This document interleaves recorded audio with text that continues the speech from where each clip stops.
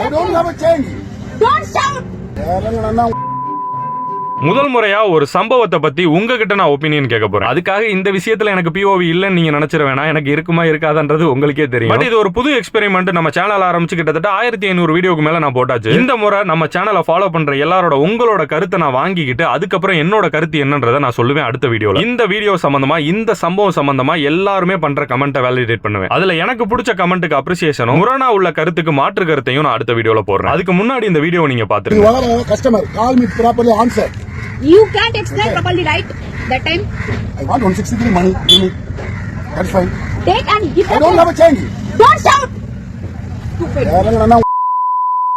What? What you saying? சொல்லிட்ட sound ஆறு I want the money. 163 give me. I want my change.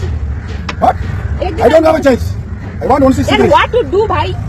I want 163 money only. Take this and give the change. I don't have a change. Hey. Follow me. Who do you? Hey. Yeah. Yeah.